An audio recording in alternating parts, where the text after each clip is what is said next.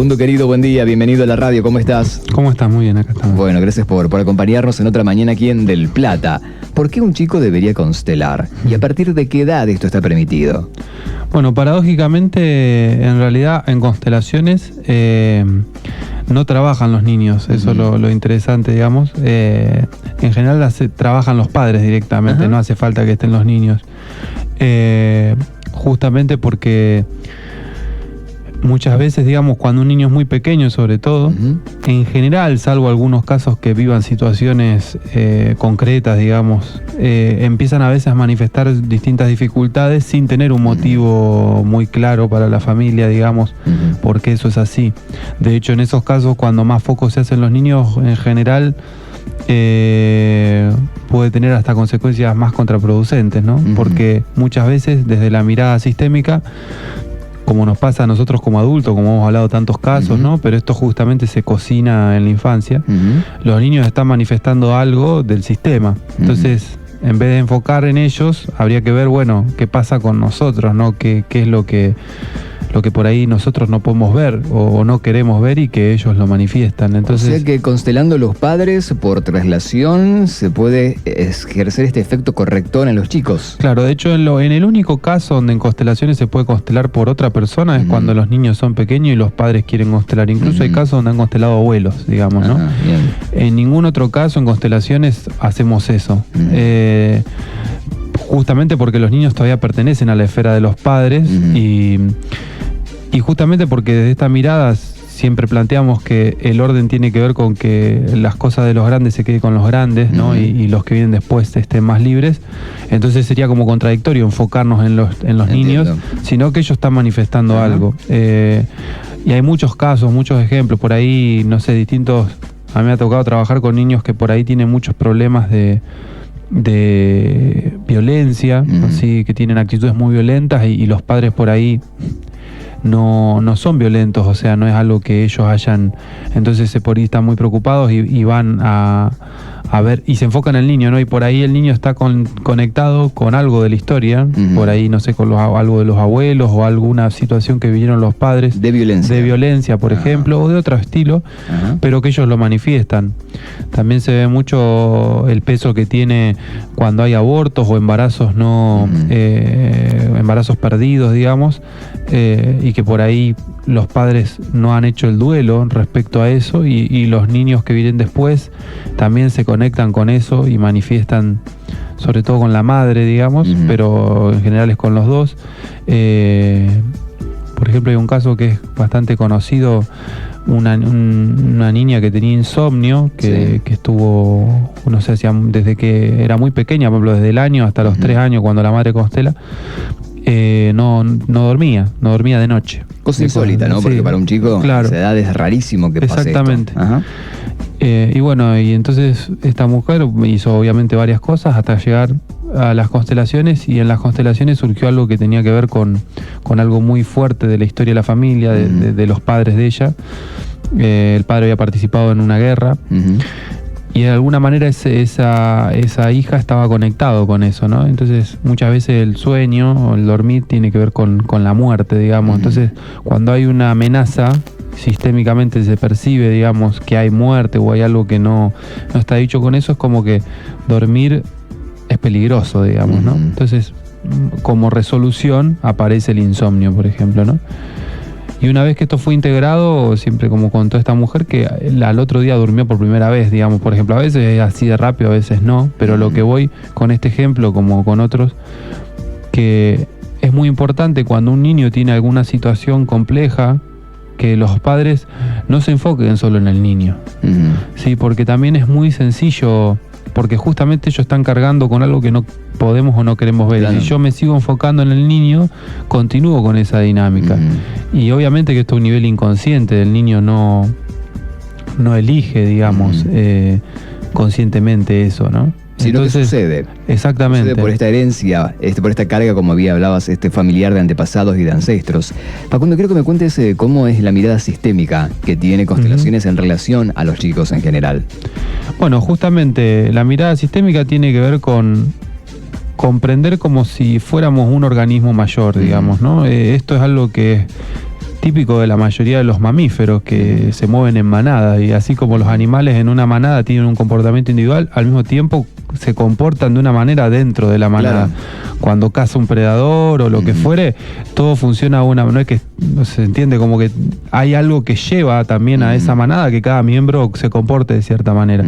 Nosotros, si bien hemos tenido otro recorrido, digamos, no por eso, digamos, dejamos de tener esa misma influencia del grupo.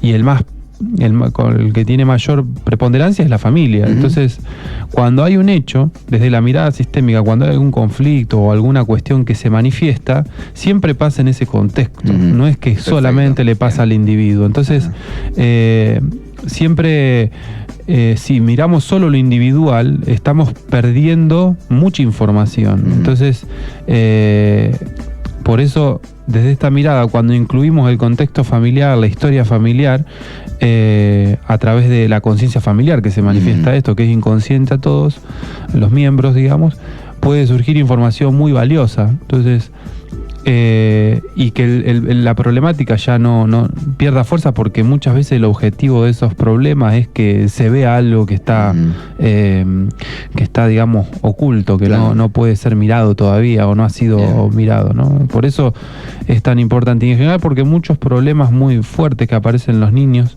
sobre todo manifestaciones de cuestiones mentales o cuestiones así que son muy drásticas y que no hay una explicación muy clara de por qué aparecen, en general son hechos muy dolorosos o muy trágicos en la familia que no están expresados, ¿no? Entonces se vuelven a manifestar en otra generación.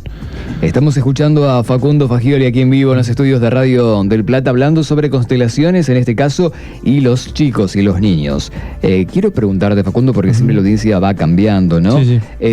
¿Cómo y quién genera el protocolo del tratamiento del abordaje constelaciones? ¿Quién es el que indica los pasos a seguir en este caso? ¿Desde dónde se toman estas bases y cómo se implementan luego en la sesión? Bueno, el que empezó con este trabajo se llama Bert Hellinger, que es un alemán que va a cumplir 92 años ahora en diciembre.